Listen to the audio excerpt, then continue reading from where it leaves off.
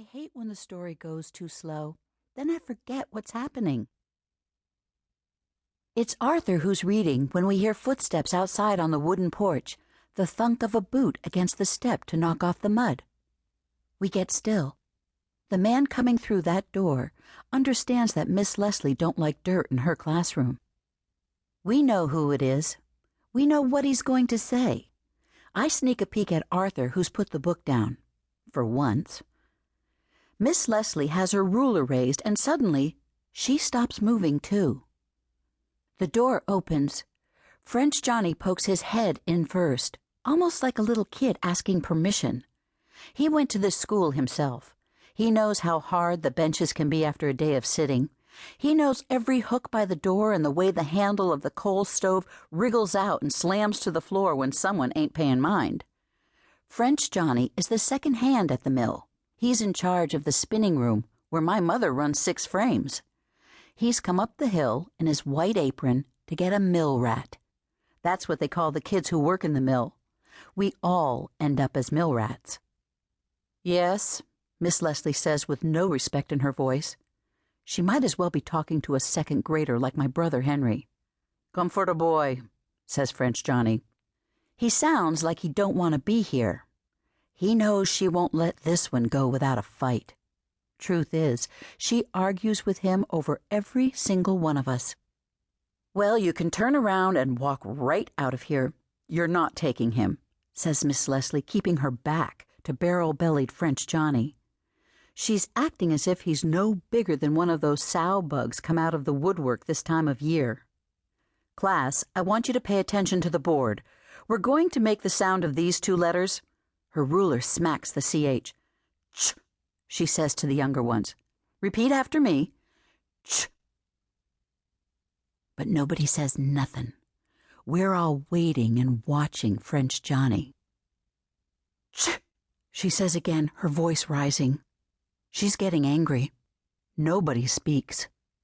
I can't stand silence like that. Ch, I say, and 2 of the little kids laugh.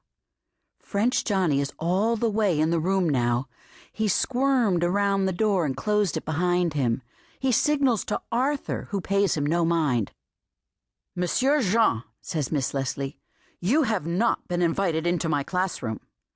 Now, Miss Leslie, don't give me trouble this morning. You know he's got to go. He's the only man left in the house now, and his mother needs him to doffer frames. He'll come back when the work slacks off. Miss Leslie whirls around. Her eyes are shooting fire. You say that every time. I do believe lying is still considered a sin in your religion and in mine, monsieur. The way she says Mr. in French makes it sound dirty, and French Johnny flinches almost like he's been smacked with the ruler. The work never slacks off. In the summer when the river drops it does, says French Johnny. But we all know that's lame. That's not going to get him anywhere with Miss Leslie. Do you have papers for him? She asks. You know the law, don't you, monsieur? No children under the age of 15 while school is in session. Where are his papers? She's facing him full on now. Don't take me for a fool, monsieur.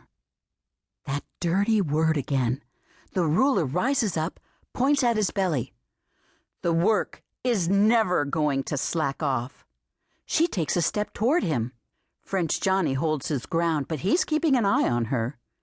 Arthur Trottier is my best student. He could be a teacher, or a manager, or even a lawyer someday, so long as you leave him be, because we both know the only way he will ever come back to this school is when your machine spits him out, like Thomas there.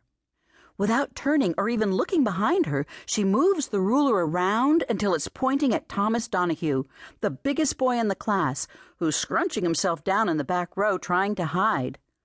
All heads swing with the ruler, as if we got no power on our own to decide where our eyes should go.